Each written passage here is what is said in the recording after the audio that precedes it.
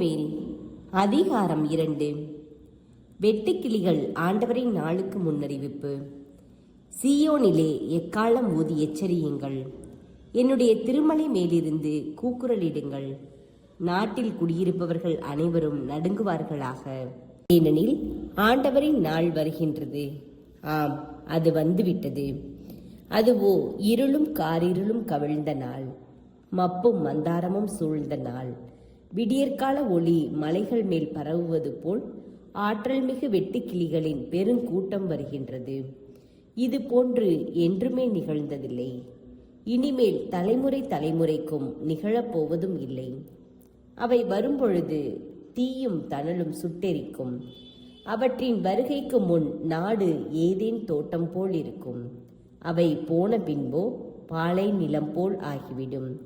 அவற்றிற்கு எதுவுமே தப்ப முடியாது. பார்வைக்கு அவை குதிரைகள் போல் இருக்கின்றன, போர்க்குதிரைகள் போல் அவை விரைந்தோடுகின்றன. அவை தேர் படைகளின் கீரிச்சொலி போல் இறைந்து கொண்டு சருகுகளை சுட்டெரிக்கும் நெருப்பு தணல் போல் ஒளி எழுப்பி, போருக்கு அணிவகுத்த ஆற்றல் மிக்க படைகள் போல் மலையுச்சிகளின் மேல் குதித்து செல்லும். அவற்றின் முன் மக்களினத்தார் நடுங்குவர். அச்சத்தால் எல்லாரின் முகமும் வெளிரி போகும். அவை போர் வீரர்களைப் போல் தாவி ஓடுகின்றன, படை வீரர்களைப் போல் சுவர் மேல் ஏறுகின்றன. ஒவ்வொன்றும் தனக்குரிய பாதையில் போகின்றது. தங்கள் இலக்கை விட்டு அவை பிறழ்வதில்லை, ஒன்றை ஒன்று நெருக்குவதில்லை. ஒவ்வொன்றும் தன் வழி தவறாது செல்கின்றது. போர் கருவிகளிடையே சிக்கிக்கொண்டாலும் அவை வரிசை களையாமல் முன்னேறுகின்றன. நகருக்குள் பாய்ந்து செல்கின்றன, மதில் மேல் ஓடுகின்றன. வீடுகள் மேல் ஏறி பலகனி வழியாய் திருடனைப் போல் உள்ளே நுழைகின்றன. அவற்றிற்கு முன்பாக நிலம் நடுங்குகின்றது, வானம் அசைகின்றது. கதிரவனும் நிலவும் இருண்டு போகின்றன, விண்மீன்களும் ஒளியிழந்து போகின்றன. ஆண்டவர் தம் படைகள் முன் முழக்கம் செய்கின்றார். அவரது பாளையம் மிக மிக பெரியது. அவர் தம் வாக்கை நிறைவேற்ற ஆற்றல் உடையவர். ஏனெனில் ஆண்டவரின் நாள் மிக கொடியது, அச்சம் தரவல்லது. அதை தாங்கிக் கொள்ளக்கூடியவர் எவர்?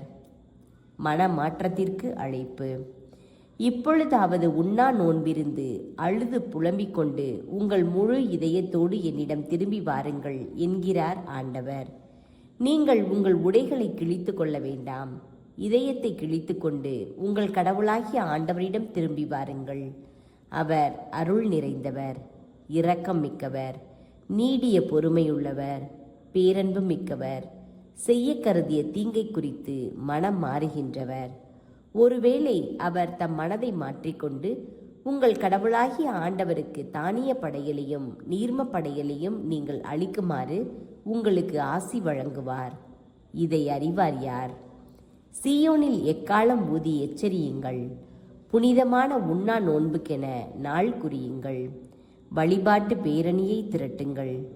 மக்களை திரண்டு வர செய்யுங்கள். புனித கூட்டத்திற்கு ஏற்பாடு செய்யுங்கள். முதியோரை கூடிவர செய்யுங்கள். பிள்ளைகளையும் பால் குடிக்கும் குழந்தைகளையும் ஒரு சேர கூட்டுங்கள். மணமகன் தன் அறையை விட்டு வெளியேறட்டும், மணமகள் தன் மஞ்சத்தை விட்டு புறப்படட்டும். ஆண்டவரின் ஊழியர்களாகிய குருக்கள் கோவில் மண்டபத்திற்கும் பலிபீடத்திற்கும் இடையே நின்று அழுத வண்ணம், ஆண்டவரே, உம் மக்கள் மீது இரக்கம் கொள்ளும். உமது உரிமை சொத்தை வேற்றினத்தார் நடுவில் நிந்தைக்கும் பழி சொல்லுக்கும் ஆளாக்காதீர் என சொல்வார்களாக. அவர்களுடைய கடவுள் எங்கே என வேற்றினத்தார் கூறவும் வேண்டுமோ? ஆண்டவர் நாட்டை செழிப்பாக்குகிறார். அப்பொழுது ஆண்டவர் தம் நாட்டின் மேல் பேரார்வம் கொண்டு தம் மக்கள் மீது கருணை காட்டினார்.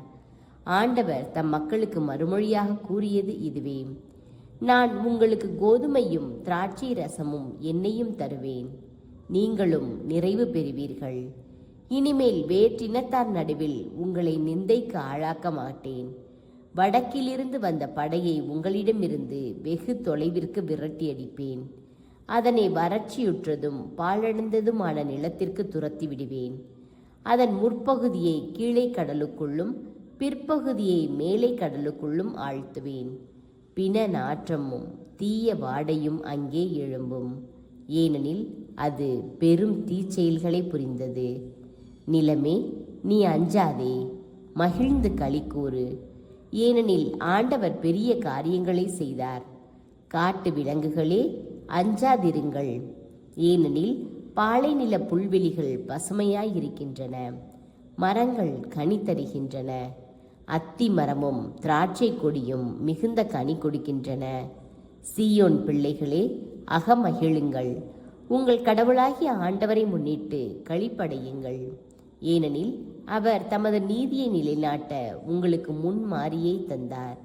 முன் போலவே உங்களுக்கு முன்மாரியையும் பின்மாரியையும் நிறைவாக தந்தருளினார். போரடிக்கும் களங்களில் கோதுமை நிறைந்திருக்கும், ஆலைகளில் திராட்சை ரசமும் எண்ணெயும் வழிந்தோடும். நான் உங்களுக்கு எதிராக அனுப்பிய என் பெரும் படையாகிய வெட்டுப்புழுக்கள், இளம் வெட்டுக்கிளிகள், துள்ளும் வெட்டுக்கிளிகள், வளர்ந்த வெட்டுக்கிளிகள் ஆகியவை அழித்துவிட்ட பருவ பலன்களை உங்களுக்கு மீண்டும் தருவேன். நீங்கள் வேண்டிய மட்டும் உண்டு நிறைவடைவீர்கள். உங்களை வியத்தகு முறையில் நடத்தி வந்த உங்கள் கடவுளாகிய ஆண்டவரின் பெயரை போற்றுவீர்கள். இனிமேல் என் மக்கள் ஒருபோதும் நிந்தைக்கு உள்ளாக மாட்டார்கள். இஸ்ரேல் நடுவில் நான் இருக்கிறேன் என்றும், ஆண்டவராகிய நானே உங்கள் கடவுள் என்றும், என்னையன்றி வேறு எவரும் இல்லை என்றும் நீங்கள் அறிந்து கொள்வீர்கள்.